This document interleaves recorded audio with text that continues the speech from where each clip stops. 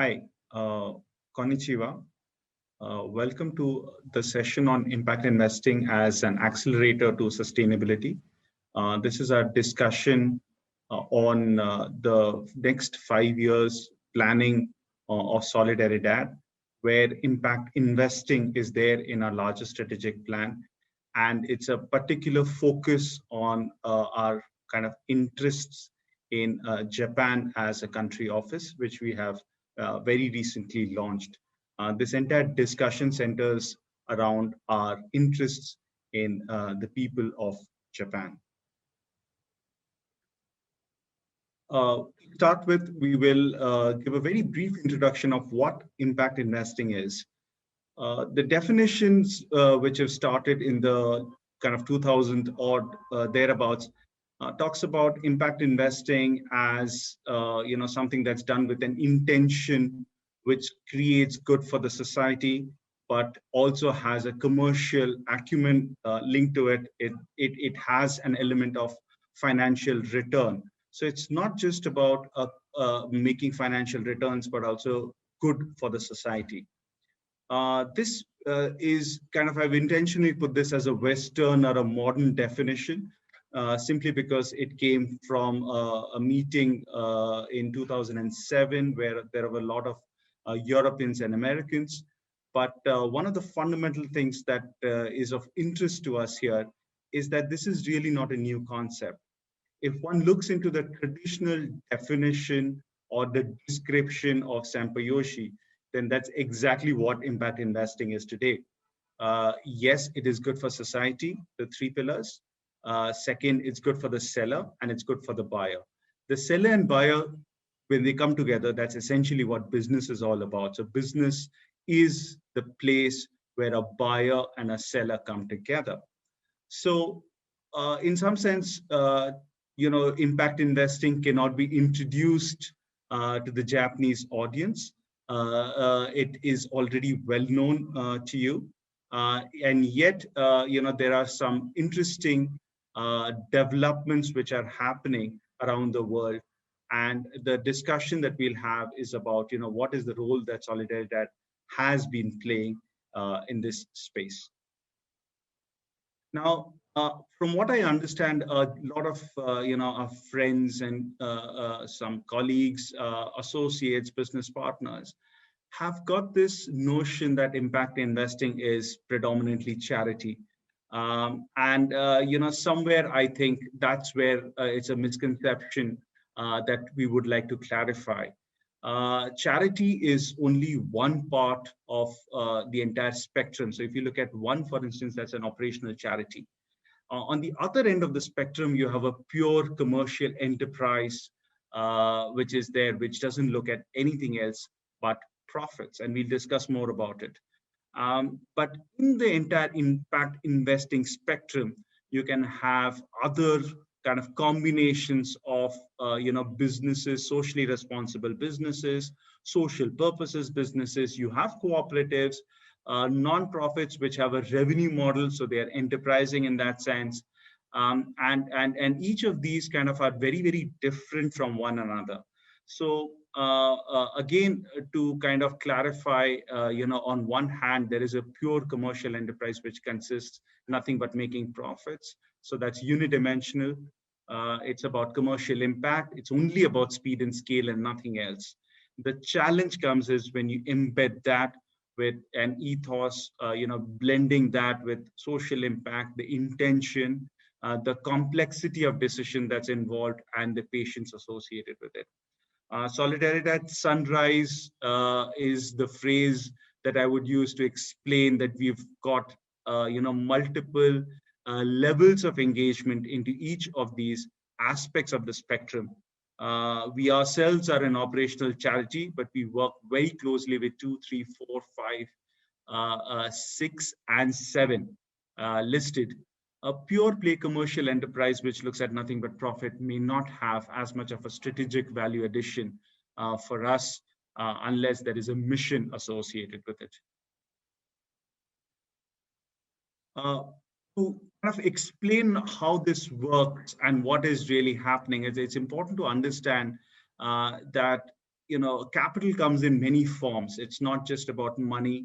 It's also about what is that money being used for, what is being expected out of that money. Money is a very fundamental truth that kind of has a different color depending on who's giving it, who's taking it, why is it exchanging hands. On one hand, a pure play charity, again to clarify, is just giving money into a box and no questions asked. Very rarely that happens in large quanta, unless obviously there is a religious angle to it. In today's world, most of the money that comes in with certain conditions, terms, to some extent, some people will say strings attached, where there is an expectation of how that money will be used, how that money will yield in better aspects for society, whether it's an environmental dimension or a societal dimension, together called the social dimension. So that that kind of creates the framework of much of the discussion of giving. It's very different from charity, where there is really nothing but just giving, and there is no conversation beyond that. The entire spectrum today has changed, therefore, to use business and commercial mindsets to giving, to include concepts such as venture philanthropy. We are using mission related investments, program related investments, and there are very subtle differences between one another. But basically, that combines various elements of giving, charity, societal impact, and the pure commercial impact. Now, imagine, the market rate of return, and that obviously depends what the market is. So in the case of Japan, for instance, we say that the market rate of return is 1%.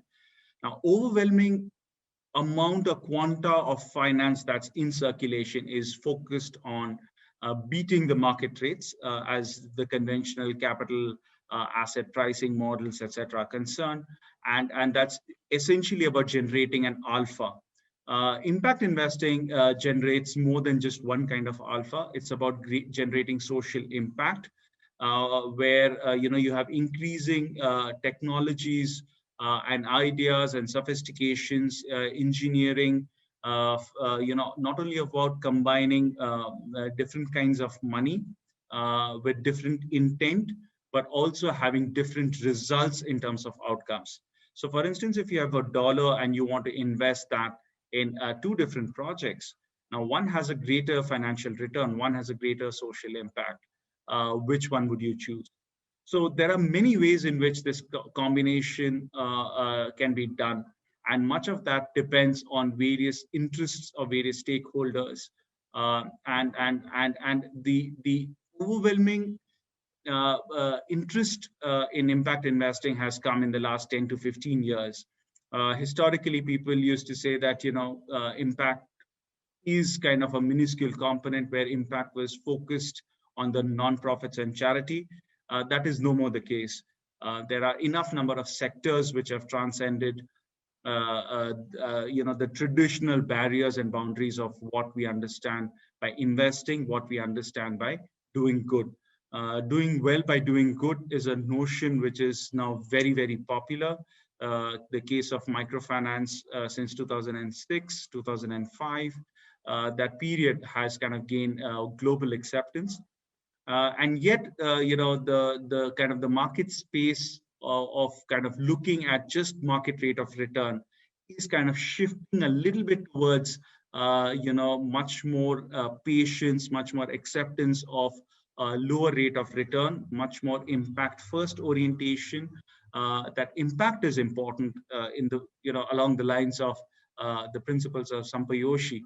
And the role that Solidaridad has been playing over the last several years is kind of create that handshake, that blend between commercial capital through either co-investments, match funding, co-funding, and kind of the traditional charity or the charitable notions of capital, which is mostly about creating the social impact. Now, this becomes extremely important because unless and until you have a larger volume of capital, many projects which were, unthinkable of wouldn't really be feasible. there is also a risk element which one has to look into, and the risk capital that is required for many projects comes from the charitable side of the spectrum, whereas the risk adjusted return is kind of much lower in some sense because of the risks that is very often involved in many projects which are much more commercially oriented. So it's no more about just the risk and return, but a lot of the conversation seems to be tilting towards risk, return, and impact. Now, as we kind of focus a little bit on the traditional definition and the new definitions, beating the market from anything between 0 to the market rate of return, like we discussed, the market would be very different in the US. In Europe, different parts of Europe would be different. In the rest of Asia, it would be different. In Japan, it's slightly lower. So if one looks at the fixed deposit rates of Japan in the last 15 to 20 years, that will be averaging about 1 or 2%. And therefore, the market rate of return by putting the fixed deposit rate, which is relatively risk-free, is kind of closer to 1 to 2%. Whereas if one looks at European markets, let's say the LIBOR as an example, that number will be closer to 7 or 8%. In emerging economies such as India, certain economies in Africa, for instance, the numbers could be closer to 15 to 18%. So one aspect is obviously when you put your money in, what is the kind of return that you would get? But the other aspect is, what are you putting in that money for? What is it, the impact that it creates for the projects in which you're putting in money? Sometimes certain projects also have unexpected negative impact, unexpected negative adverse social impacts. And these sometimes have to be factored into the entire project description. So impact investing is essentially a blend and a balance of financial return and social impact, where intention to create social impact takes precedence. You must have an active way in which how you're going to influence society, very often called the theory of change, how you're going to bring about a positive influence to the society. And the constraints of impact investing has been essentially felt of time. Traditional money have a shorter holding period, 3 to 5 years, whereas very often projects which require a longer term gestation, for instance, public finance, roads, infrastructure, etc., as much as they are impact investing, they are kind of private capital working with the government for creating a social and a public good. So the time is another constraint which one has to factor in while looking at impact investing. So why are you listening to us? I mean, the first question that you may ask is, so what has been the importance and kind of the experience that Solidaridad brings on the table? And Solidaridad has a robust history in impact investing. While the word itself was coined in 2007, Solidaridad's history predates that. In the 1980s, we started the Max Havila, which kind of eventually in 1997 became the Fair Trade brand, arguably one of the most recognized social certification. We had our own social enterprises, which were making commercial profits, but also kind of had their ways to create the impact for the farmers, the producers, which was in the form of OK Banana and Agro Fair.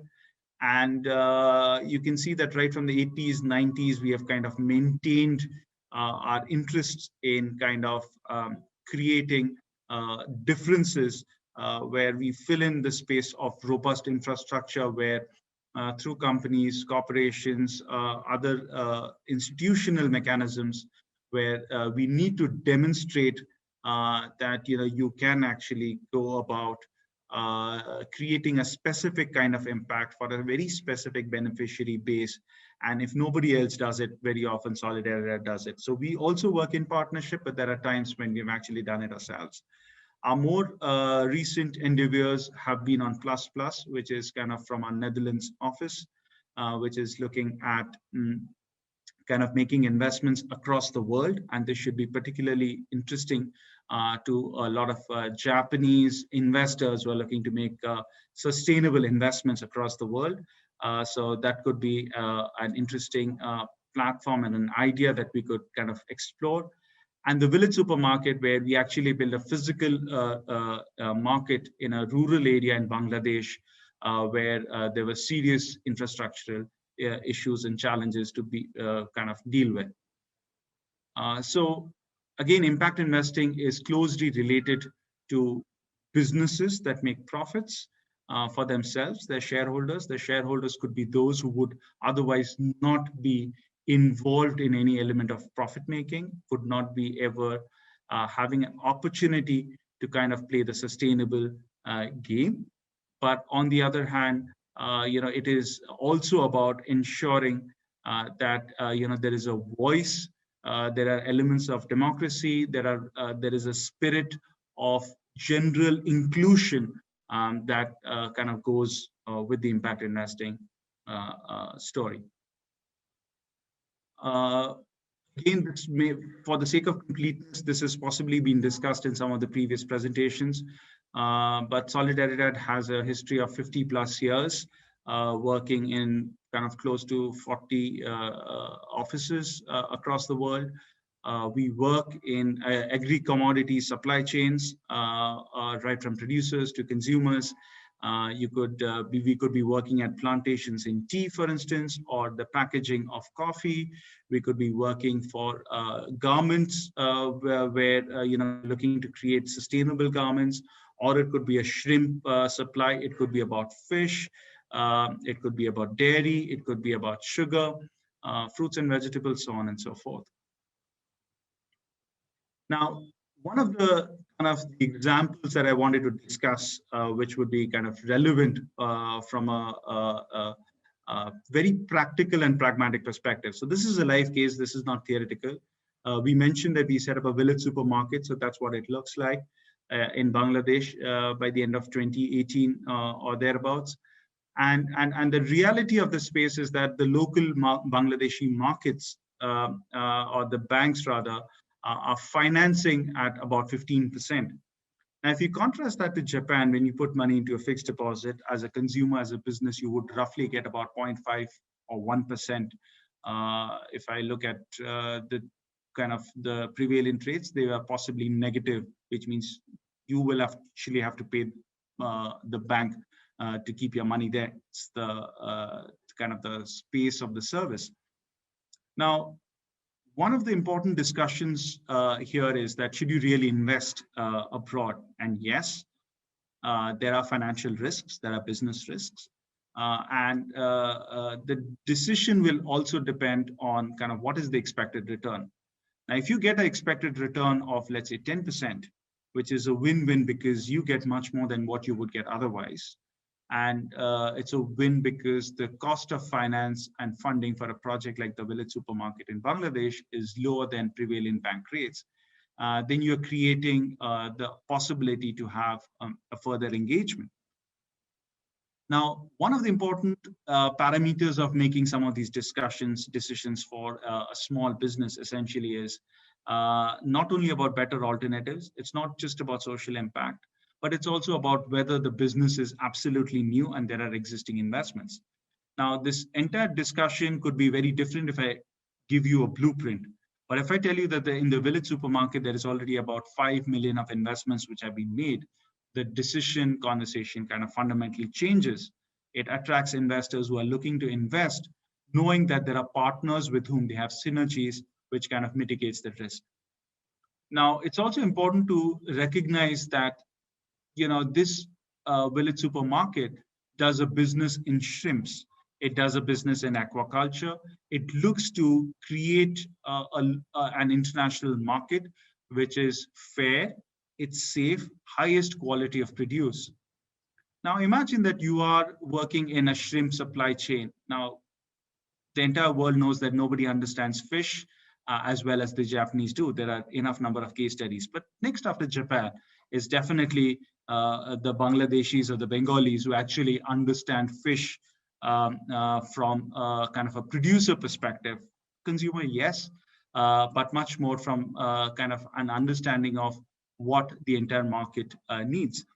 It's a very thriving and prevalent market, which looks at both investments, but also the kind of the social dimension, where many of these people, the farmers who are engaged in kind of producing quality aquaculture for the world, are kind of struggling with kind of abject or near abject poverty levels.